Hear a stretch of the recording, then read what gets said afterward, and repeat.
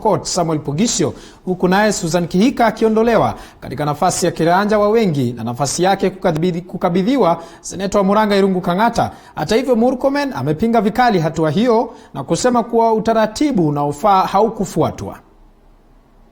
Katika mkutano wa maseneta wa Jubilee katika ikulu ya Rais hapa jijini Nairobi, mkutano ambao umetekelezwa baada ya miaka mitatu, hatimaye umefanyika, ila chombo kikionekana kwenda mrama kwa MURKOMEN na KIHIKA, huku wakipoteza nafasi zao rasmi.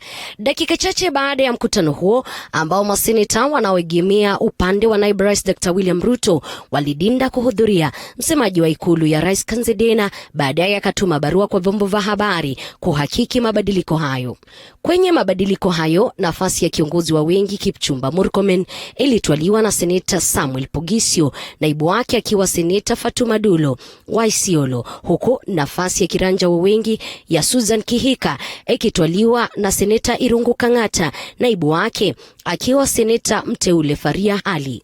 Mabadiliko ambayo MURKOMEN na KIHIKA wameyataja kutokuwa ya kweli kisheria, kwani maseneta ambao walihudhuria mkutano huo ni 11 na ambao hawakufikisha idadi hitajika ili kuwabandua mamlakani. The standing orders of the Senate, standing order 19, makes it abundantly clear that you must get the majority of the senators present in the meeting and voting to remove the majority leader or the whip, and in this case the majority leader and the whip. There must be 18 senators who are available to vote and remove us. The Jubilee, the majority side today in the Senate is composed of 35 senators. Those 35 senators, out of the 35 senators, 11 only were reportedly attended that meeting. They were also joined by colleagues from KANU. I have been elected by the people of Nakuru County. I'm now the whip in the Senate. And as I said, I serve at the pleasure of the members of Jubilee. So if they are not happy with my service, they know what to do to get me out. But what we shall not do is let some meetings done without proper quorum and then purport to have removed us when they didn't even have the numbers. So do it properly and we shall get out.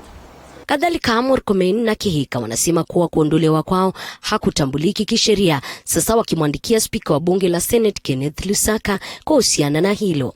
We have written to the speaker, the 22 of us have written to the speaker to tell him in uncertain terms that we never participated in that meeting, and therefore there is no way they would be able to get the purported 20 senators, because we are not 42.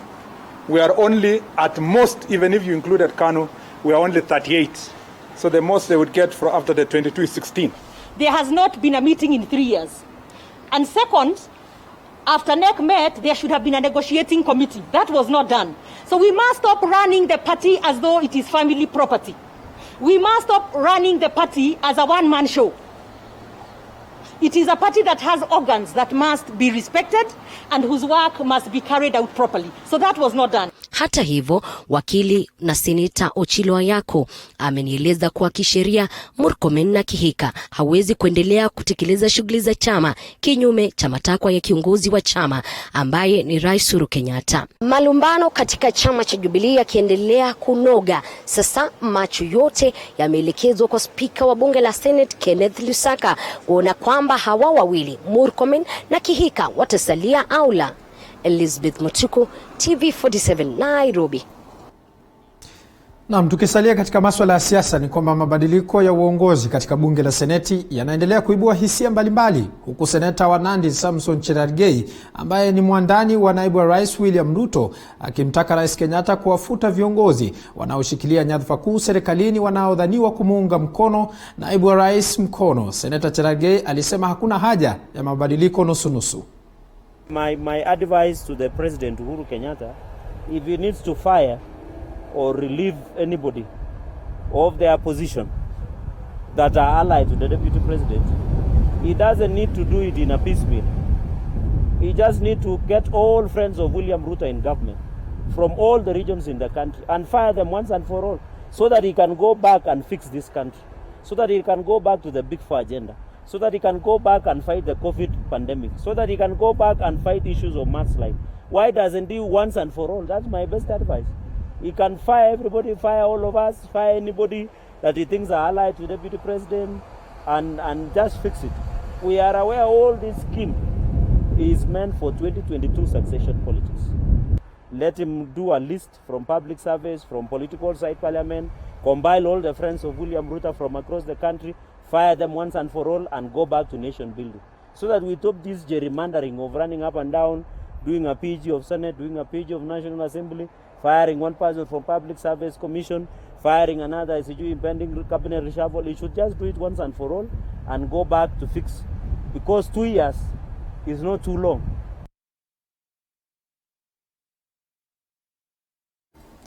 Na tukiachana na hayo, kwingineko ni kwamba madereva 9 au matrela kutokea kaunti ya Kajiado wamepatikana na virusi vya corona, huku taifa likiandikisha visa 28 zaidi. 9 hao walikuwa wakitokea nchi jirani ya Tanzania. Licha hayo, watu 12 zaidi walipona virusi vya corona, idadi ya waliopona sasa ikifikia watu 251. Na kama anavyotueleza mwanahabari wetu Tony Mwirigi, serikali kupitia Wizara ya Usalama wa Ndani imeweka mikakati kabambe katika mipaka ya nchi. The last 24 hours, we have tested 841 samples, out of which 28 have tested positive for coronavirus. This number is distributed as follows. 10 of these cases are from Mombasa, 9 are from Kajiado, 7 from Nairobi, and 2 from Wajir.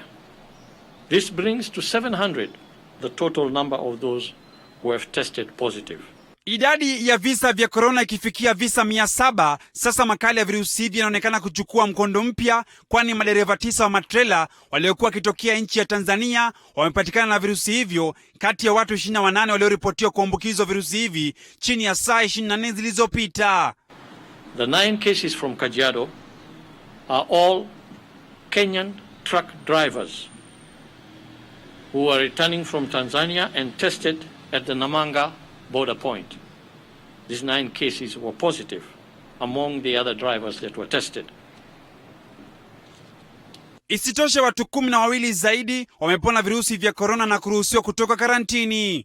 On a positive note, we have discharged 12 people from hospital today. This now brings to 251 the total number of recoveries from COVID-19. Huku mipaka ya Kenya na Tanzania pamoja na ile inayopakana na kaunti ya Wajir sasa ikionekana kuwa tishio la virusi vya corona, serikali inadokeza kuwa mipango ya kuifunga mipaka hiyo ipo njiani. So that measure will be taken. All these options are on the table being discussed on a daily basis. The triggers, once they are in place, the action will be taken. Let me allow the DG maybe to expound a little bit. And all this, you will notice that we have not only increased the number of security teams we have put there, we have also increased the surveillance for testing, and we have created quarantine centers alongside these borders, so that people who are coming in, we are quarantining them immediately, as it were, and demanding that they go to quarantine for about 14 days. Taifa la Madagascar likisemekana kupata dawa ya kutibu corona, katibu mratibu katika Wizara ya Afya Rashid Aman ameomba Kenya kupuzilia mbali madai hayo na kusema kuwa dawa hizo hazijathibitishwa kisayansi. I want to tell Kenyans that many of these products that are out there do not have any scientific evidence as to their effectiveness. But more importantly, we know that in a situation like this, there will be some who want to profiteer from this uncertainty by purveying products and claiming certain advantages to their products. Nikiripotia TV47 kutoka Nairobi, mimi ni Tony Mwirigi. Naam, kwingineko ni kwamba siku 5 baada ya serikali kupiga marufuku shughuli za usafiri kuingia na kutoka katika eneo la EASTLEIGH, wanabiashara sasa wanakadiria hasara si haba, huku wakilaumu serikali kwa kutoajali na kushughulikia maslahi yao ya kimsingi.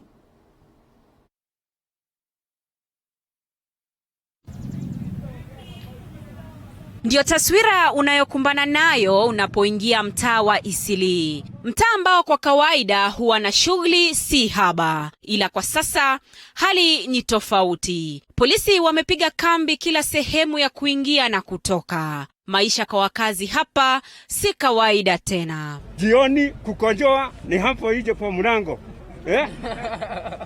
Ni kweli.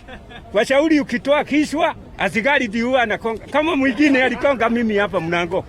Hapa siku ya kwanza. Mimi namwambia ngoja niende anja pale. Alikonga mimi kiboko. Walioathirika zaidi ni wanabiashara, haswa wanaoishi mitaa mingine na kufanya kazi katika mtaa huu wa Eastleigh. Marufuku ya kutoka na kuingia humu imekuwa pigo kubwa kwao. Tunashangaa wengine tuko masingo mothers wengi sana. Na huwa tunategemea Eastleigh kufua nguo tukilisha watoto.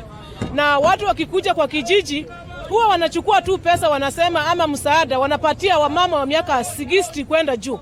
Na sisi wamama wenye tuko young tunashindwa serikali imetuacha kwa njia gani?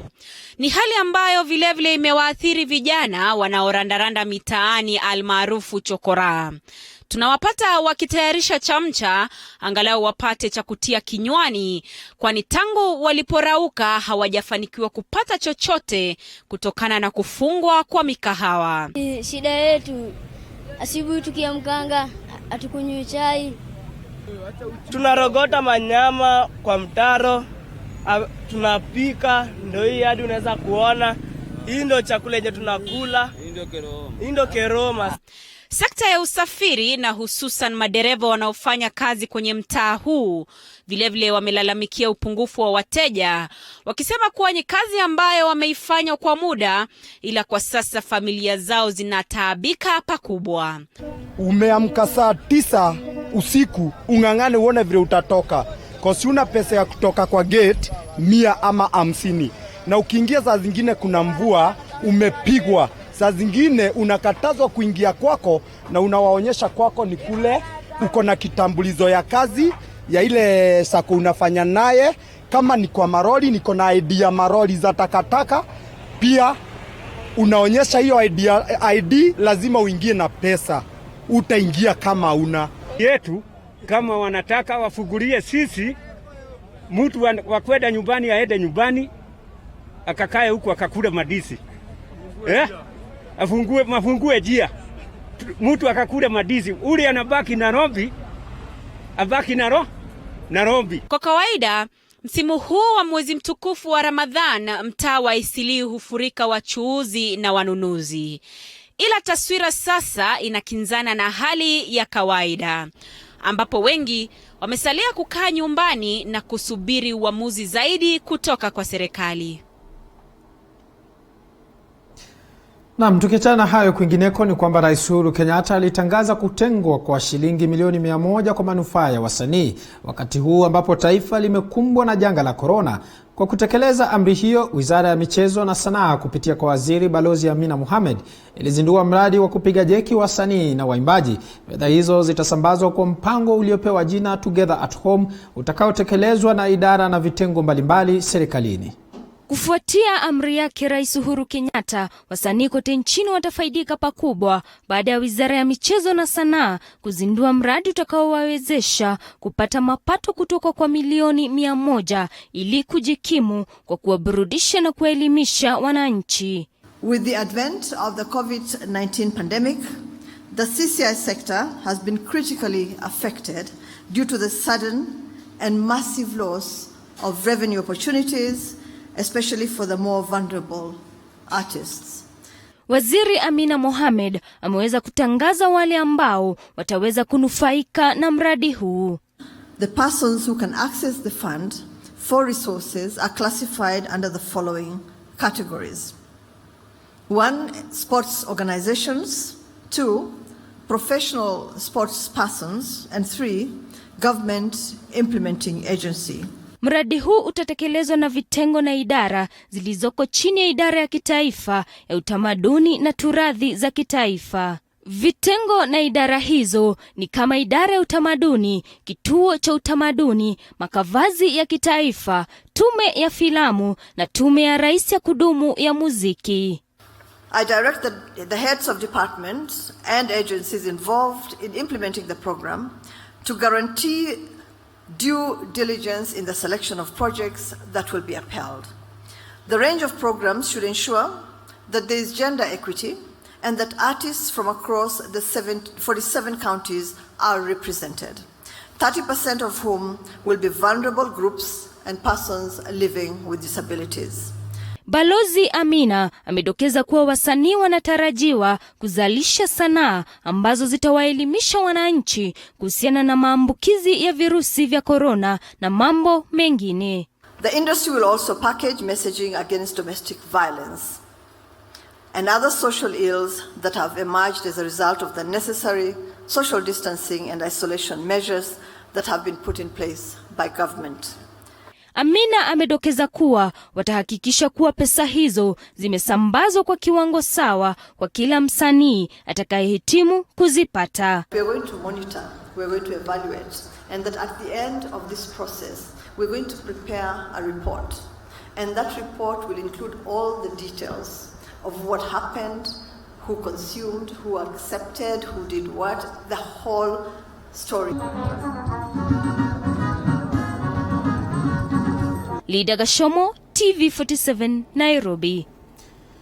Naam, tukitoka katika kaunti ya Nairobi kwa sasa tutafululiza hadi katika kaunti ya Kisumu ambapo watu 7 walifariki kwenye ajali mbaya eneo la Kisian, barabara kuu ya Kisumu kuelekea Busia iliyohusisha magari manne. Inakisiwa trailer la miwa liligongana ana kwa ana na matatu iliyokuwa imebeba abiria. Walioshuhudia ajali hiyo wamesema kuwa dereva wa matatu iliyokuwa imebeba abiria alikuwa ametoka mjini Kisumu. Watu 7 wamethibitishwa kufariki baada ya kuhusika kwenye ajali mbaya ya barabara katika eneo la Kisian, barabara kuu ya Kisumu kuelekea Busia. Kulingana na walioshuhudia ajali hiyo, wamesema dereva wa matatu iliyokuwa imebeba abiria alikuwa ametoka Kisumu ndipo akagongana na trela la miwa ana kwa ana. Hiyo gari ya Nissan ilitoka town. Sasa amepata hiyo gari hapa akapiga akaruka hivyo. Trela hilo baadaye liliteketezwa na wakazi waliokuwa wamejawa na ghadhabu. Aidha, OCPD wa Kisumu Mashariki Edward Kangara amethibitisha ajali hiyo na kusema kuwa 2 kati ya abiria waliokuwa ndani ya matatu wanapokea matibabu huku 7 wakifariki. We can confirm that those people who are in the vehicles who are injured were rushed to the hospital. 7 have already passed on and 2 are still being treated in the various hospitals in Kisumu West. Daniel Dembede, TV47, kaunti ya Kisumu. Naam, kwingineko tukizamia katika masuala ya siasa kidogo ni kwamba chama cha Wiper kinachoongozwa na Kalonzo Musyoka sasa kipo katika mchakato wa kuungana na chama tawala cha Jubilee. Katika mahojiano na katibu mkuu wa chama cha Wiper Judith Achieng amesema kuwa wapo wazi kwa mazungumzo na chama cha Jubilee wakiwa mikakati ya chaguzi za mwaka wa 2022. Kwa kile kinachoonekana kama njia ya kubadilisha mchezo wa siasa nchini, kinara wa chama cha Wiper Kalonzo Musyoka yupo mbioni katika kuungana na chama tawala cha Jubilee. Katika mazungumzo na katibu mkuu wa chama cha Wiper kupitia njia ya simu, Judith Achieng amesema kuwa wapo wazi katika mazungumzo, ila kwa sasa chama hicho hakijafanya uamuzi wowote. So once you have and mergers, it's inevitable because the Political Parties Act allows that. Yeah. We can do pre-election, post-election. So we are open to going that direction, you see. We have no problem. And but the NEC has not functioned. You know me, I talk with things which we have agreed and chosen the name. We met recently, visual. And we all agreed as a NEC, we passed a resolution that we are open to coalition. We must appoint a coalition negotiation committee. I sit in the NEC with Senator Sis and KIHIKA, and we've never met for the last 3 years. No meeting took place to pass a resolution to have a coalition agreement with the KANU party. And therefore, the purported argument that KANU would have participated within the precincts of the law, and particularly the Standing Order 19, in voting us out, or a KANU member being voted to be a leader in Jubilee, that is preposterous. Our party is a very democratic political party. We run through all the processes together, and we consult widely. So whatever decision that is made, and when we announce anything, believe you me, it's not only from all the party leadership, but it will be also something approved by our supporters. Katika mazungumzo hayo, nilitaka kubaini iwapo kuna manufaa yoyote ya kujiunga na chama tawala. That's the government, that's the serikali. It has all advantages, naturally. Why wouldn't there be? Politics is about numbers, and the more the merrier. Vyama vinne viliungana kujenga muungano wa NASA ambao sasa hivi ni chama pinzani. Vyama hivi ni pamoja na Wiper ikiongozwa na Kalonzo Musyoka, chama cha ODM kinachoongozwa na Raila Odinga, chama cha Musalia Mudavadi Amani National Congress, pamoja na chama cha Moses Wetangula Ford Kenya. Lengo la kinara wa chama cha ODM Raila Odinga kuungana na Rais Uhuru Kenyatta kwa kile kilichofahamika kama handshake ilikuwa ni kuleta amani nchini na kupunguza joto la kisiasa, ambapo baadaye kukaonekana na kubuniwa kwa jopo la BBI. Mwishoni mwa mwezi jana, kinara wa chama cha ODM Raila Odinga akihojiwa kwenye redio moja nchini alisema kuwa baadhi ya watu walikuwa wanahisi kwamba yeye kuungana na Rais Uhuru Kenyatta kulichangia kusambaratisha chama cha Jubilee na mgawanyiko ndani ya chama. Kwa sasa mpira umebakia kwa Rais Uhuru Kenyatta, Wakenya wakisubiri mwaka uchaguzi mwaka 2022. Paul Kirobi, runinga ya TV47. Naam, tukiachana na hayo, kwingineko ni kwamba kufuatia dhulma kwa wananchi na maafisa wa polisi hususan wakati huu wa corona, waziri wa usalama Daktari Fred Matiang'i amejitokeza kuhakikishia wananchi usalama wao. Matiang'i alisema kuwa wanachunguza maafisa wa polisi 14 wanaokisiwa kuwa dhulumu wananchi. Visa vya dhulma kwa wananchi na maafisa wa polisi vinaendelea kukithiri msimu huu wa corona, hususan wakati wa amri ya kutotoka nje. Waziri wa usalama wa ndani Fred Matiang'i amesema kuwa uchunguzi unaendelea kwa maafisa wanaoshukiwa. Haya yanajiri baada ya video kadhaa kusambaa mitandaoni, Wakenya wakidhulumiwa. 14 police officers are undergoing a disciplinary action because of their conduct during this COVID period. And most of that is related to allegations of brutality against members of the public.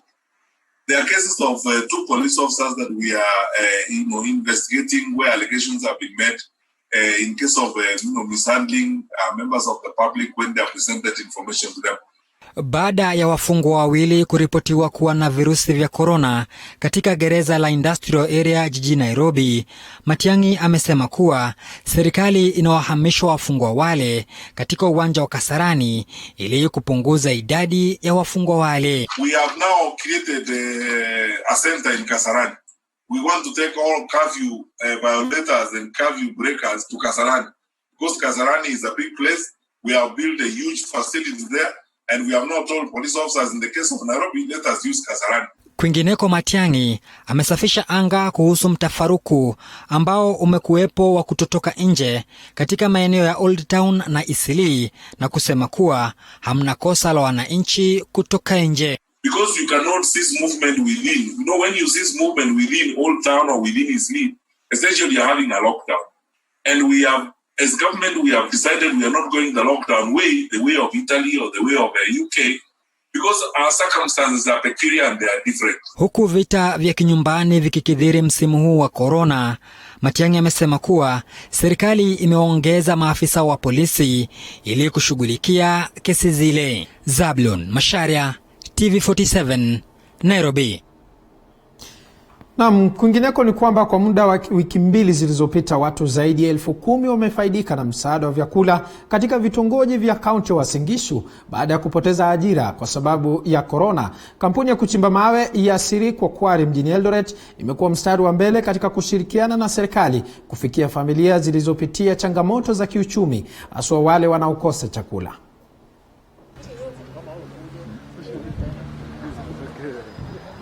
Na hivyo mtu anaweza kupoteza kazi.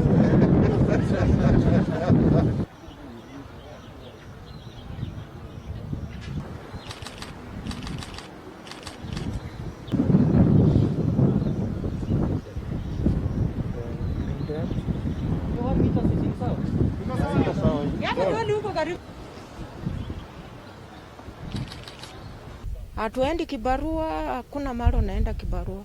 Unajifungia kwa nyumba, lakini tumeshukuru sana wa msaada mwenye wamejitolea kukuja kutupea moyo. Hata sasa tutasikia kumbe tuko na wenye wanatujali. The people are very affected because of the lose the job and many people boda they already on. So like that people we are decided that we give them provide foods, at least they can survive 2 weeks. People who are the misfortune in the society, we need also to assist them because this time round people are at home with their children and they are not able to feed them for all this time. Hili janga la corona lilipoanza watu wamekuwa wanatabika sana. Kwa hivyo msaada wote ule ambao unatolewa tunashukuru. Serikali pia naye imejitahidi. Kuna watu karibu 10,630 wamefaidika kutokea kwa ule mpangilio wa serikali. Na bila shaka mtazamaji, kilicho na mwanzo hatimaye kikosi mwisho, lakini itakapotimu mwendo wa saa 5 kamili tuna baadhi ya taarifa ambazo tutakuwa tunaendelea kufuatilia, hasa kuhusiana na swala la siasa na mambo mengine mengi tu. Endelea kutazama TV47. Nimekuwa mtangazaji wako Paul Kirobi, mie nakutakia mchana mwema. Asante sana.